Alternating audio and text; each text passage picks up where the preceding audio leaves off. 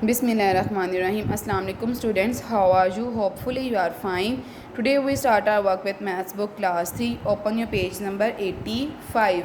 Student, our topic name is division. Division का मतलब है तकसीम करना यानी बांटना. डिवीजन इज़ इक्वल शेयरिंग और equal grouping of number. Division का मतलब है कि इक्वल शेयरिंग और इक्वल ग्रुपिंग, नंबर्स की इक्वल शेयरिंग और इक्वल ग्रुपिंग करना.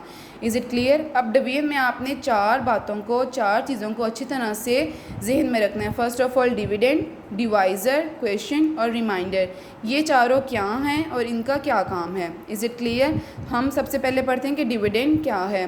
The number to be divided is called the dividend. जिस नंबर को डिवाइड किया जाए उसको हम डिविडेंड बोलते हैं. जिस नंबर पे डिवाइड किया जाए उसको हम डिविडेंड बोलते हैं. The number which divides is called the divisor. जिस नंबर से डिवाइड किया जाए उसको हम डिवाइज़र बोलते हैं. जैसे देखें, हमने यहाँ क्वेश्चन सॉल्व किया है. 26 है और 6 को हमने डिवाइड करना है 26 से. 6 4 ज़ार 24. 6 के टेबल में 26 नहीं आता तो हमें 26 से छोटा देखना है. 6 4 ज़ार 24 आते, फिर मैंने 26 में से 24 को माइनस कर दिया तो आंसर आ गया 2. इट मीन्स अब इन चारों वैल्यू में से डिविडेंड कौन सा है. डिविडेंड है 26, क्योंकि 26 पे हम डिवाइड कर रहे हैं. और डिवाइज़र क्या है? 6 है. डिवाइज़र 6 कैसे? क्योंकि 6 से हम डिवाइड कर रहे हैं. डिवाइज़र का मतलब है जिस नंबर से डिवाइड किया जाए, तो हम 6 से डिवाइड कर रहे हैं. 6 से डिवाइड कर रहे हैं 26 पे. Is it clear? The result of the dividend a number is called the question. जो इनको फाइंड करके हमारे पास आंसर आता है, इन क्वेश्चन को सॉल्व करके हमारे पास आंसर आता है, इसको हम क्वेश्चन बोलते हैं. तो 6 4 ज़ार 24, तो जो 4 हो जाएगा वो हमारे पास क्वेश्चन हो जाएगा. Is it clear? If the number is not fully divided the remaining. If the number is not fully divided, अगर आपके पास नंबर फुली डिवाइड नहीं होता, the remaining number is called the reminder. जो आपके पास रिमेनिंग नंबर बच जाता है उसको हम रिमाइंडर बोलते हैं. तो हमारे पास यहाँ 2 बच गया था, तो 2 हमने बता दिया कि 2 है reminder. Is it clear? Hope so ये एग्जाम्पल आपको अच्छी तरह से समझ आ गई हो.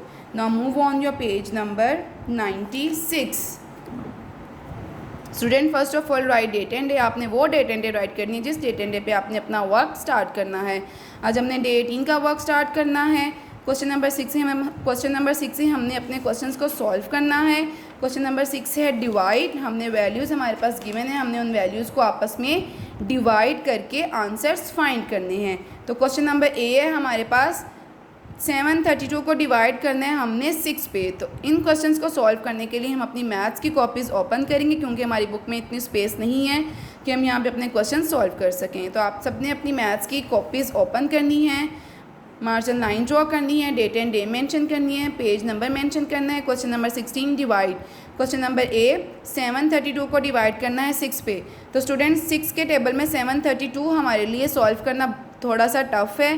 तो इन क्वेश्चंस को सॉल्व करने के लिए मैंने 7 को अलग कर दिया, 3 को अलग कर दिया और 2 को अलग कर दिया है.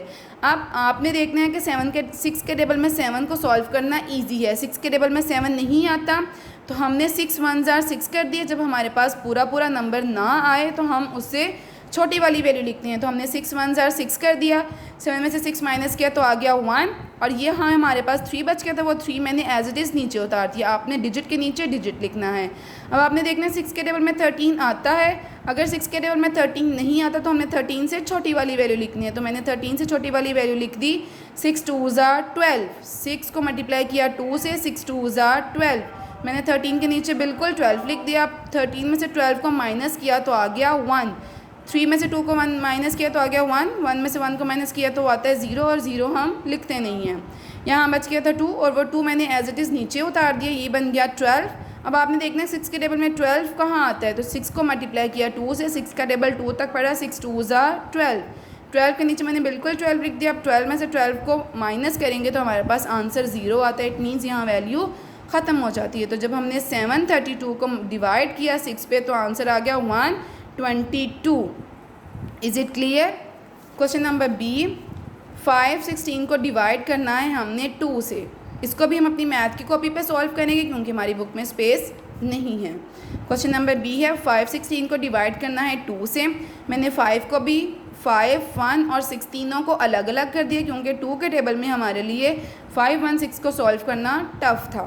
अब 2 के टेबल में हमने सिर्फ 5 को देखना है। 2 के टेबल में 5 आता है, अगर 2 के टेबल में 5 आता है तो आपने वैसे ही लिख देना है, अगर नहीं आता तो हमने 5 से छोटी वाली वैल्यू लिखनी है। तो जब मैंने 2 को 2 से मल्टीप्लाई किया, 2 का टेबल 2 तक पढ़ा, 2 2s are 4 आ गया, 2 2s are 4, मैंने 5 के बिल्कुल नीचे 4 लिख दिया। अब 5 में से 4 को माइनस किया तो आ गया 1, यहाँ बच गया था 1, वो मैंने 1 एज इट इज़ नीचे उतार दिया, ये बन गया 11। 2 के टेबल में 11 आपने देखना है कि 2 के टेबल में 11 आता है, अगर 2 के टेबल में 11 नहीं आता तो हमने 11 से छोटी वाली वैल्यू लिखनी है। तो 2 का टेबल 5 तक पड़ा, 2 5s are 10, 11 से छोटा आ गया 10, तो मैंने 11 के बिल्कुल नीचे लिख दिया 10। अब 11 में से 10 को माइनस किया तो आ गया 1, यहाँ हमारे पास बच गया था 6, वो मैंने 6 एज इट इज़ नीचे उतार दिया, तो ये बन गया 16।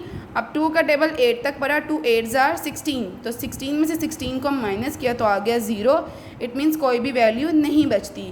तो यहाँ हमने अपना क्वेश्चन पूरा सॉल्व कर लिया। तो आंसर आया 516 को 2 पे डिवाइड करने से 258। Is it clear? आंसर हमारे पास आया 258। स्टूडेंट, आपने डिवीजन के क्वेश्चन हमेशा यहाँ से स्टार्ट करने, अपनी 100 वाली वैल्यू से स्टार्ट करने हैं, वंस वाली वैल्यू से स्टार्ट नहीं करने। Is it clear? Question number C, D और ई सेम इसी पैटर्न से आपने अपनी मैथ्स की कॉपी पे सॉल्व करना है। ई टू एफ तक आपका होमवर्क है, वो आपने एज अ होमवर्क अपनी मैथ्स की कॉपीज़ पे क्वेश्चंस को सॉल्व करना है। होप सो ये लेक्चर आपको अच्छी तरह से समझ आ गया होगा। आगे बढ़ते जाओ, पढ़ना है, रुकना नहीं। अल्लाह हाफिज़, टेक केयर।